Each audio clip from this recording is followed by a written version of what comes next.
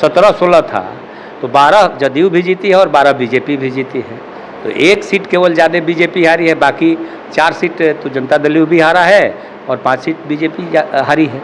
कि आर.के. सिंह की हार की बड़ी वजह 4,80,000 वोट आर.के. सिंह जी को मिला है। ये वोटर्स का मानसिकता जानते हैं, गर्मी बहुत ज़्यादा थी, लोग निकलना नहीं चाहते थे, तो कुछ हमारे आर.के. सिंह के साथ रहने वाले लोग भी धोखा दे दिए, ऐसा कुछ है क्या? पवन सिंह का भी कुछ फैक्टर असर पड़ा है क्या? ऐसा कुछ नहीं था।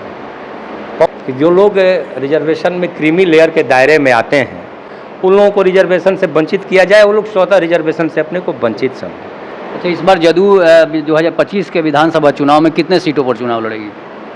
जो तरारी उपचुनाव जो हो रहा है, राष्ट्रीय लोजपा के सुनील पांडे जी भी दावा कर चुके हैं, तो प्रशांत किशोर कह रहे हैं कि जदयू जो है इस बार के चुनाव में 2025 का जो विधानसभा चुनाव होगा उसमें नीतीश कुमार की 10 से भी कम सीटें आएंगी। लोगों को अफसोस हो रहा है कि आर.के. सिंह नहीं है। देखिए, आर.के. सिंह भारत के पावर मिनिस्टर थे। कुछ लोग ये भी कह रहे हैं कि आर.के. सिंह को बिहार का उप मुख्यमंत्री बनाया जा सकता है।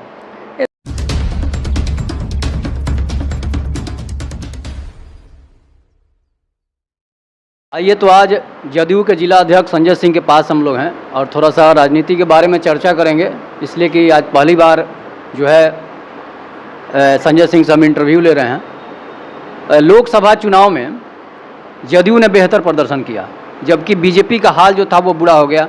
इसके पीछे कारण क्या है? सबसे तो आप लोग पहली बार आए हैं, तो आप लोगों को बहुत बहुत आपके चैनल को बधाई और मेरी शुभकामना है, और आप ही के माध्यम से स्वतंत्रता दिवस की भी शुभकामना हम पूरे जिले वासियों को देते हैं। आप बात कर रहे हैं कि जदयू का परफॉर्मेंस लोकसभा में ठीक रहा और बीजेपी का कम हुआ, लेकिन तो संख्या तो 12-12 की ही है, तो जीत तो उतनी ही हुई है।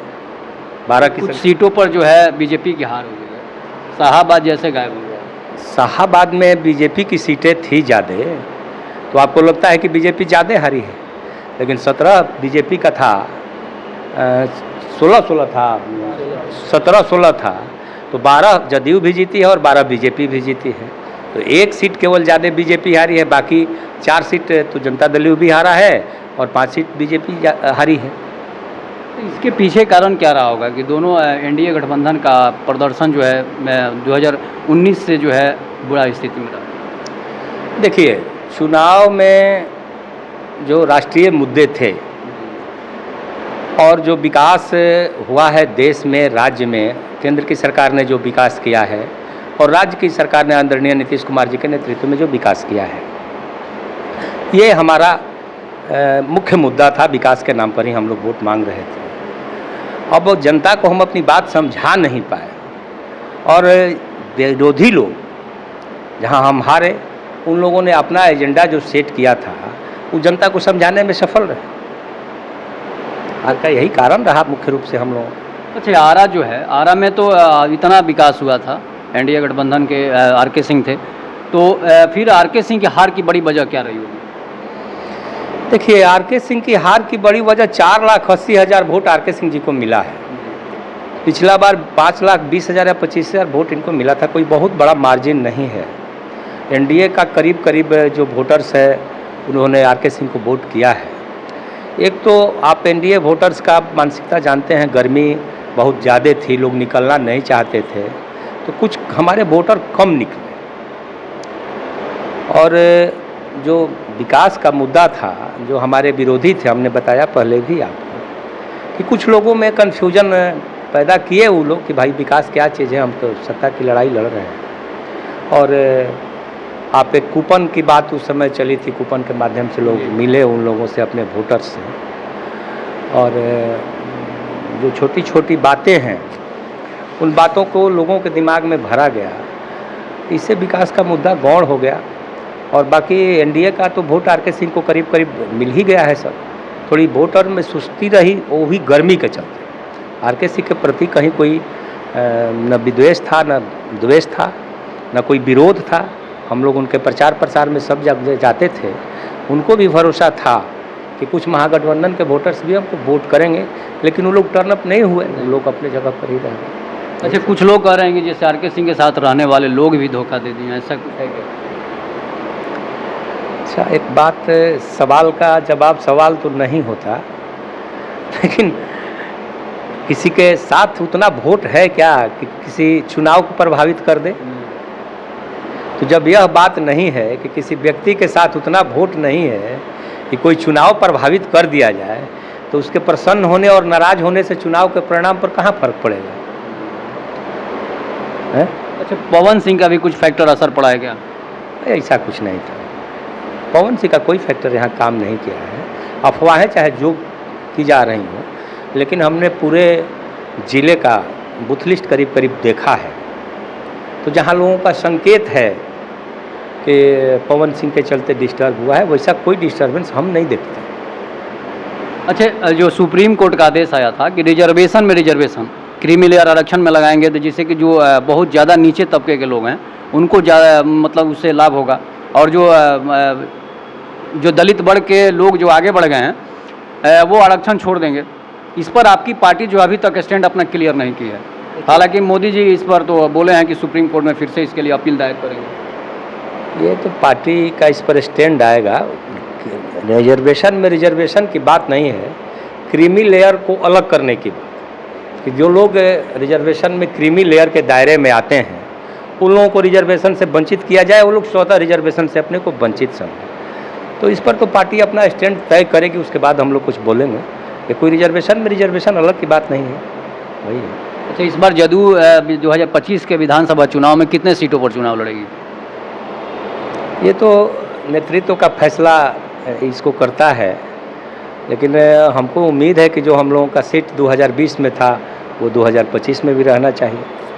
जो तरारी उपचुनाव जो हो रहा है उसमें जदयू जो है पहले जीतती आई है, बीजेपी 2 बार से दावा करी, इस बार भी बीजेपी दावा कर दी है। इसके पहले भी बीजेपी चुनाव लड़ी है, जो चुनाव बीजेपी हार चुकी है। इसके बाद राष्ट्रीय लोजपा के सुनील पांडे जी भी दावा कर चुके हैं। तो इस बार आपकी पार्टी जो है क्या करेगी वहाँ? देखिए, अब जो आप जीतने की बात करते हैं, तो 2010 परिसीमन में जब तरारी बना तो केवल एक चुनाव वहाँ जनता दल यू जीता था। उसके बाद हम लोग महागठबंधन में 15 का चुनाव लड़े, और महागठबंधन में वो सीट कांग्रेस को थी। हमारी पार्टी उस समय वहाँ चुनाव नहीं लड़ी थी। और इधर से हमको लगता है कि याद हमको बढ़िया से नहीं आ रहा है, लेकिन सुनील पांडे ही हमको जैसा लगता है उम्मीदवार थे एनडीए के तरफ से। तो सुनील पांडे जी उस समय हमारा दल छोड़ दिए थे, और एनडीए लोजपा के शायद उम्मीदवार थे वहाँ से।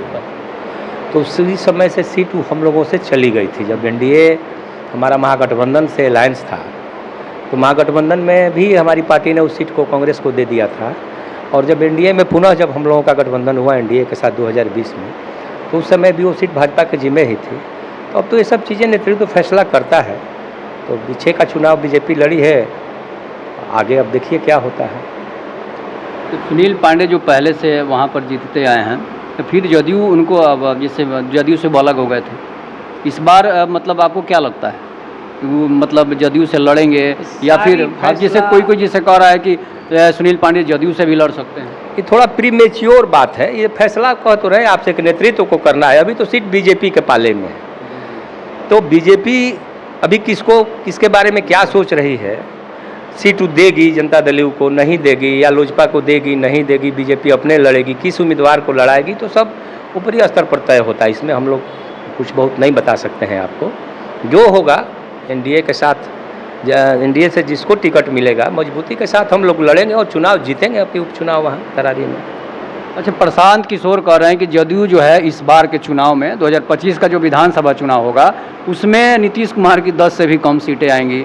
जिस पार्टी में रहेगा, चाहे वो राजद में रहे चाहे बीजेपी में रहे, उनकी सीटें कम आएगी। प्रशांत किशोर जी चुनाव प्रबंधन देखते हैं कई पार्टियों का, और देखे हैं, हम लोगों के साथ भी काम किए हैं वो। तो अपना ऐसा नहीं है कि उनकी भविष्यवाणी हमेशा सटीक ही रहती है, कई जगह उनकी भविष्यवाणी फेल हुई है। तो अब उनका जो नज़रिया है उस नज़रिए से देख रहे हैं, और उनको क्या लगता है तो उनके सोच के ऊपर है और उनकी गणना है। तो उसमें अब हम लोग कैसे बता सकते हैं कि किस आधार पर वो सोच रहे हैं। पार्टी को 10-20 सीट दे रहे हैं तो कृपा कर रहे हैं, या हमारी पार्टी ले रही है, ये तो उनके दृष्टि से देखना पड़ेगा ना, तो उसको हम कैसे देख सकते हैं। अच्छा, नीतीश कुमार जी जो हैं उनके उत्तराधिकारी की चर्चा करते हैं थोड़ा सा। अगर नीतीश कुमार जैसे राजनीतिक से संन्यास लेते हैं तो अगर जो कोई जदयू का दूसरा कोई है, या फिर नीतीश कुमार जब तक रहेंगे दूसरे जदयू के नेता को चांस मिलेगा कि नहीं कि सीएम बने या नहीं बने?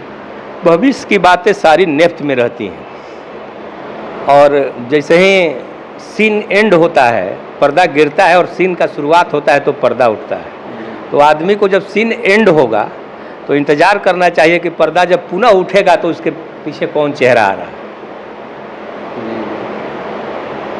क्या? अच्छा, एक बात और जानेंगे कि जैसे अब मैं भोजपुर जिला की बात करते हैं, जब लाइट कटता है तो लोग हंगामा कर रहे हैं कि अब आर के सिंह की ज़रूरत थी, सुदामा प्रसाद की जी की तो बस की बात है नहीं, इसलिए डेली हंगामा। और आज सुदामा प्रसाद ये लोग धरना पर भी बैठे थे कि आपको बिजली 24 घंटे देना है, तो क्या लोगों को अफसोस हो रहा है कि आर के सिंह नहीं है? देखिए, आर के सिंह भारत के पावर मिनिस्टर थे और आरा उनका गृह क्षेत्र था, तो स्वाभाविक रूप से जो पूरे देश में बिजली को निर्बाध रूप से चला रहे थे तो उसमें आरा को प्रायोरिटी मिलती होगी उनके रिजिम में। और जब उन आरा को प्रायोरिटी मिलती होगी तो हमेशा आप ये मान करके चलिए कि बिजली के क्षेत्र में आरा में सरप्लस बिजली रहती होगी।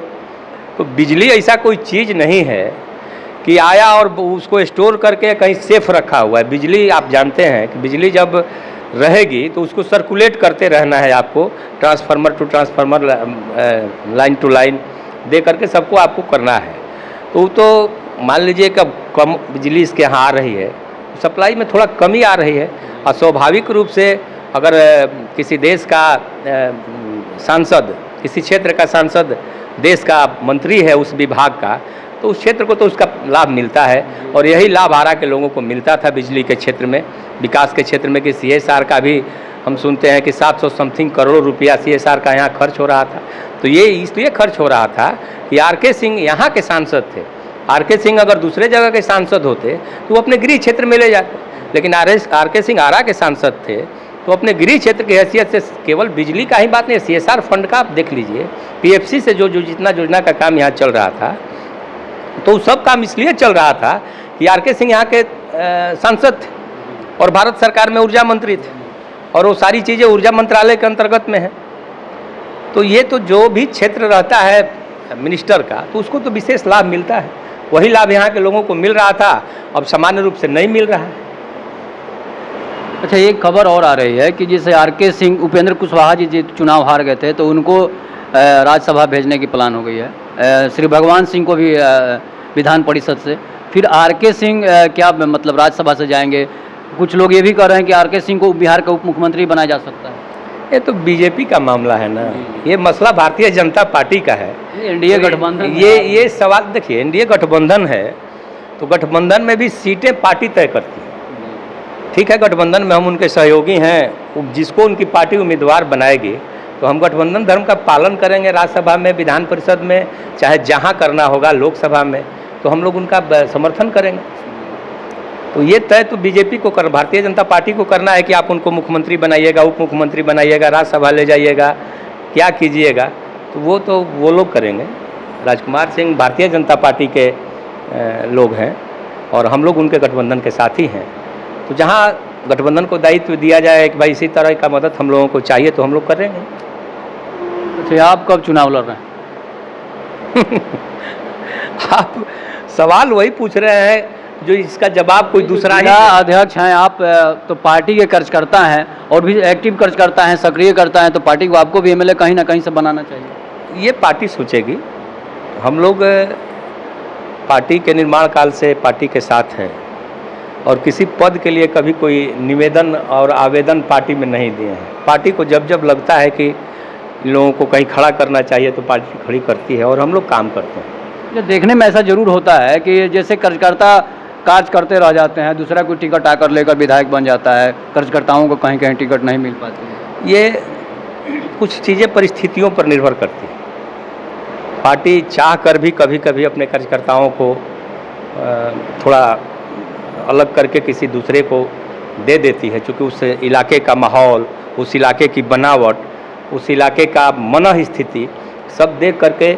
और नंबर का मतलब तो आप जानते हैं, नंबर का मतलब तो होता ही है। तो उसी परिस्थिति में कार्यकर्ता इग्नोर होता है, अन्यथा पार्टी कार्यकर्ता को इग्नोर नहीं करती है। पार्टी हमेशा कार्यकर्ता को सम्मान देने की स्थिति में रहती है। तो आप देख रहे थे जदयू के जिला अध्यक्ष संजय सिंह को। इस पर आप अपनी प्रतिक्रिया जरूर दीजिएगा। तब तक के लिए नमस्कार। जय हिंद, जय भारत, जय श्री राम।